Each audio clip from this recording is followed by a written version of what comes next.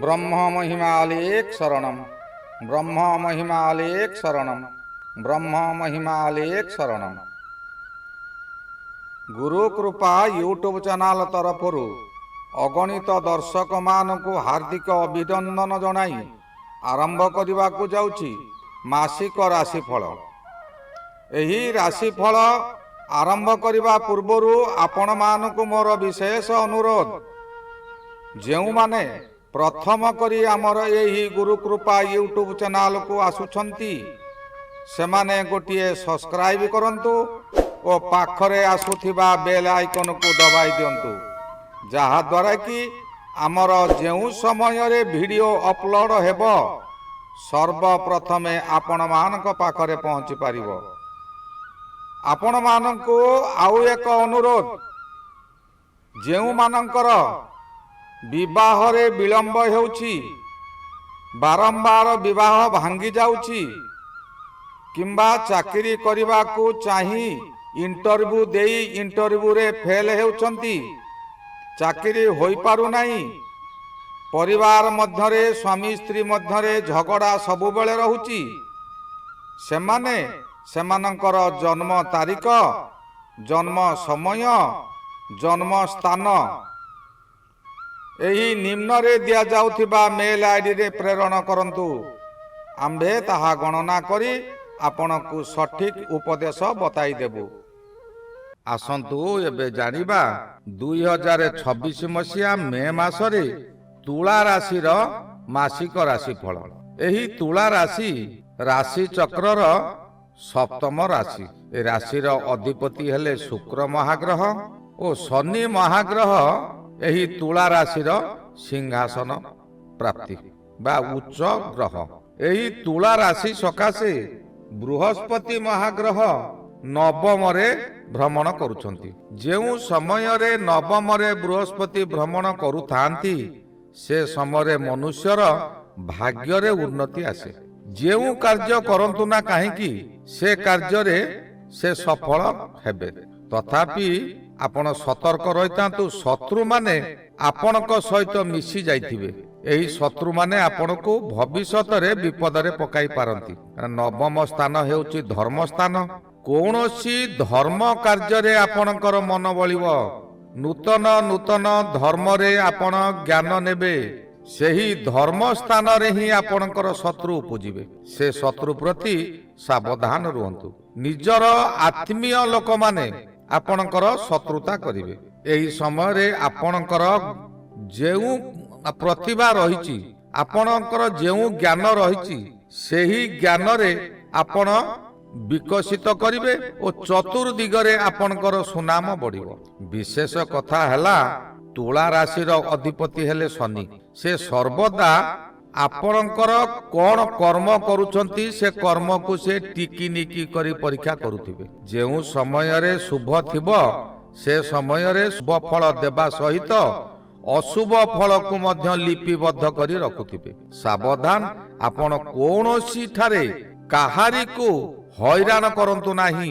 जेउ माने व्यवसाय करूछंती से व्यवसाय रे जेउ पिला रहिछंती बा कर्मचारी अछंती से कर्मचारी मानकु अति निजर बोली करंतु। तांको भल मंद रे आपण छिडा हुंतु। सेही कर्मचारी माने आपणकु जीवन देबे। आपण खूब सावधान होई सेमानक सहित कथाबार्ता करंतु, सेमानक सहित संपर्क मधुर रखंतु। आपणकर गुण चतुर्दिगरे विकसित हेबो, सेही माने ही विकसित करेबे। कोनोसी ठारे आपण धर्म अनुष्ठान मध्य करि पारंती किंबा धर्म अनुष्ठान रे जोग देई पारंती। आपणकु देव कृपा और राज कृपा उभय आपणकु मिलिबो। आपणकर सौभाग्य लक्ष्मी आपणक पाखे पाखे ही रहिबे। आपणकु कोनोसी विपद आसिले से सौभाग्य लक्ष्मी आपणकु सहाय्य करिवो। आपण जे कोनोसी कार्य करंतु से कार्य करिबा पूर्वरु भाबी चिंती कार्य करंतु, सत कार्य करंतु, लक्ष्मी आपणकु सहाय हेबे। यही गृहटी मध्य जाया गृह। आपणकर यही समय जदि विवाह होई नाही तेबे विवाह मध्य होई जाई पारे। प्रेमिक प्रेमिका माने तांकर मन ଠିକ ରହିବ। ସେମାନେ ଭବିଷ୍ୟତରେ ବିବାହ ସକାଶେ ଯୋଜନା କରିବେ। ଚାକିରି ଯେଉଁମାନେ କରିଛନ୍ତି ସେମାନେ ଚାକିରି କ୍ଷେତ୍ରରେ ଉଚ୍ଚ ପ୍ରଶଂସିତ ହେବେ।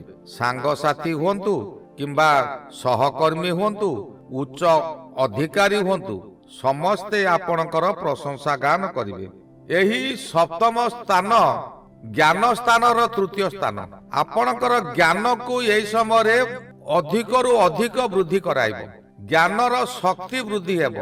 ଆପଣ କୌଣସି କାର୍ଯ୍ୟରେ ଆପଣ ଫେଲ ମାରିବେ ନାହିଁ। ଆପଣଙ୍କର ସର୍ବଦା ମୁଖ ହସ ହସ ରହିବ। ଆପଣଙ୍କର ହସ ହସ ମୁଖ ଦେଖି ବହୁ ଶତ୍ରୁ ମଧ୍ୟ ଆପଣଙ୍କ ସହିତ ହାତ ମିଳାଇ ଦେବେ। ଶୁକ୍ର ମହାଗ୍ରହ ଏହି ସମୟରେ ଅଷ୍ଟମରେ ଅଛନ୍ତି। ଅଷ୍ଟମରେ ଶୁକ୍ର ଖାଲି ସୁଖ ହିଁ ସୁଖ ଦେବ। ଆକସ୍ମିକ ଭାବେ କୌଣସି ସ୍ଥାନରୁ ଉତ୍ତରାଧିକାରୀ ଭାବେ ସମ୍ପତ୍ତି ପ୍ରାପ୍ତ ହେବ। ଆପଣ ଜାଣିନଥିବେ କି ଭାବି ବି ନଥିବେ ସେହି ସ୍ଥାନରୁ ଆପଣଙ୍କୁ ଅର୍ଥ ମିଳିବ। ହଠାତ୍ ଆପଣଙ୍କ ନିକଟରେ ଆସି ସେ ଅର୍ଥ ପହଞ୍ଚିବ। ଅର୍ଥ ହେଉ କିମ୍ବା ଜମି ଜମା ହେଉ, ଯାହା ହେଲେ ଆପଣଙ୍କ ନିକଟରେ ଆସି ପହଞ୍ଚିବ। ଆପଣ ଏହି ସମୟରେ ଉତ୍ଫୁଲ୍ଲିତ ହୋଇଯିବେ। ସାବଧାନ, ଆପଣ ସର୍ବଦା ଧୀର ସ୍ଥିର ରୁହନ୍ତୁ। ଯେଉଁ ହସ ହସ ମୁଖ ଅଛି ସେଇ ହସ ହସ ମୁଖରେ ଅମୃତ କଥା କୁହନ୍ତୁ, ବିଷ କଥା କୁହନ୍ତୁ ନାହିଁ। ଏହି ମୁଖରେ ବିଷ ଅଛି, ଏହି ମୁଖରେ ଅମୃତ ମଧ୍ୟ ଅଛି। ବିଶେଷ କରି ଏହି ସମୟରେ କୌଣସି ନାରୀ ବାନ୍ଧବୀ ମାଧ୍ୟମରେ ଆପଣ ଉନ୍ନତି କରିବେ। କିନ୍ତୁ ସାବଧାନ, ସେଇ ନାରୀ ବାନ୍ଧବୀର ଜାଲରେ ପଡ଼ନ୍ତୁ ନାହିଁ। ଜାଲରେ ପଡ଼ିଲେ ଆଉ ଜାଲରୁ ବାହାରି ପାରିବେ ନାହିଁ। ଭବିଷ୍ୟତରେ ବିପଦ ରହିବ। ସର୍ବଦା ହାତେ ମାପି ଚାଖଣ୍ଡେ ଚାଲନ୍ତୁ। ସତ୍ ବାଟରେ ସର୍ବଦା ମନ ଦିଅନ୍ତୁ। ଅସତ ବାଟରେ ମନ ଦିଅନ୍ତୁ ନାହିଁ କିମ୍ବା ଅସତ କାର୍ଯ୍ୟରେ ଅର୍ଥ ଖର୍ଚ୍ଚ କରନ୍ତୁ ନାହିଁ।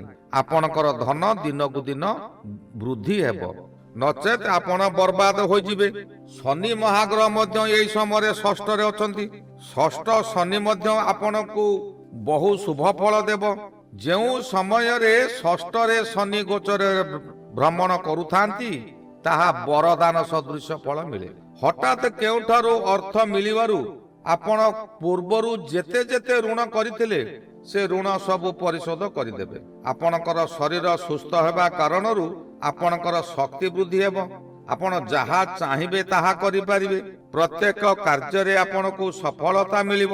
ଶତ୍ରୁମାନେ ଆପଣଙ୍କ ଠାରୁ ଦୂରେଇ ଯିବେ କିମ୍ବା ଆପଣଙ୍କ ନିକଟରେ ଆତ୍ମସମର୍ପଣ କରିବେ। ଆପଣ ହସ ହସ ମୁହଁରେ ତାଙ୍କୁ ସ୍ୱାଗତ କରନ୍ତୁ। ତାଙ୍କୁ କେବେ ଅପମାନିତ କରନ୍ତୁ ନାହିଁ କିମ୍ବା ପାଖରୁ ବିଦା କରନ୍ତୁ ନାହିଁ। ଯଦି ପୂର୍ବ କଥାକୁ ମନେ ରଖି ଆପଣ ଅହଙ୍କାରରେ କିଛି ତାଙ୍କୁ କହି ବସିବେ, ତେବେ ସେହି ଶତ୍ରୁ ଭୟଙ୍କର ହୋଇଯିବ। ଶନିଦେବ ଆପଣଙ୍କ ଉପରେ କୋପିତ ହେବେ, ଆପଣଙ୍କୁ ନାନା ଦିଗରୁ ବିପଦରେ ପକାଇବେ। ଯଦି ଆପଣ ସେ ଶତ୍ରୁକୁ ନିଜର ବୋଲି ଭାବି ପାଖରେ ରଖିବେ, କିନ୍ତୁ ସାବଧାନ, ଗୁପ୍ତ କଥା ତାଙ୍କୁ କୁହନ୍ତୁ ନାହିଁ। କୌଣସି କାର୍ଯ୍ୟ କରିବାର ଆଲୋଚନାରେ ତାଙ୍କୁ ଭାଗ ଦିଅନ୍ତୁ ନାହିଁ। ଋଣଦାତା ମାନେ ଏହି ସମୟରେ ଆପଣଙ୍କ ପାଖେ ପାଖେ ରହି ଆପଣଙ୍କୁ ଅଧିକ ଋଣ ଦେବାକୁ ପ୍ରବର୍ତ୍ତାଇବେ, ଅର୍ଥାତ ଋଣୀ କରାଇଦେବେ। ଆପଣଙ୍କର ବ୍ୟବସାୟ ଭଲ ଚାଲୁଛି, ଆପଣଙ୍କର ଲୋଭ ମଧ୍ୟ ହେବ ଯେ ଏଇ ଅର୍ଥ ଆଣିଲେ ଆଉ ଟିକେ ଅଧିକ ବ୍ୟବସାୟ କରିବି। କିନ୍ତୁ ସେଇ ବ୍ୟବସାୟ ଯେଉଁ ସମୟରେ ବନ୍ଦ ହୋଇଯିବ ଆପଣ ଋଣ ଭାରରେ ବୁଡ଼ିଯିବେ। ଆପଣ କଦାପି ଋଣ କରନ୍ତୁ ନାହିଁ। ଆପଣଙ୍କ ପାଖରେ ଯାହା ଅଛି, ଯେଉଁ ଧନ ଆପଣଙ୍କ ପାଖରେ ଅଛି ସେଇ ଧନରେ ଆପଣ ବ୍ୟବସାୟ କରନ୍ତୁ। ହସ ହସ ମୁହଁରେ ଗ୍ରାହକ ମାନଙ୍କୁ ସ୍ୱାଗତ କରନ୍ତୁ।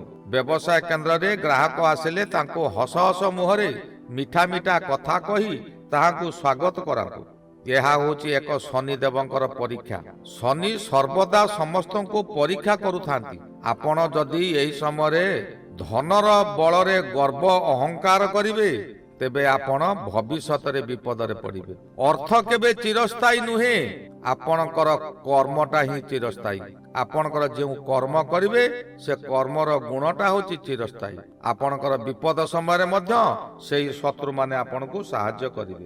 ସୁନାରୀ ଯେପରି ସୁନାକୁ ବାରମ୍ବାର ପରୀକ୍ଷା କରେ, ଆପଣଙ୍କୁ ସେହିପରି ଶନିଦେବ ପରୀକ୍ଷା କରିବେ। କୌଣସି ଲୋଭନୀୟ ବସ୍ତୁ ଆପଣଙ୍କ ନିକଟକୁ ଆଣି ଆପଣଙ୍କୁ ଲୋଭ ଦେଖାଇବ।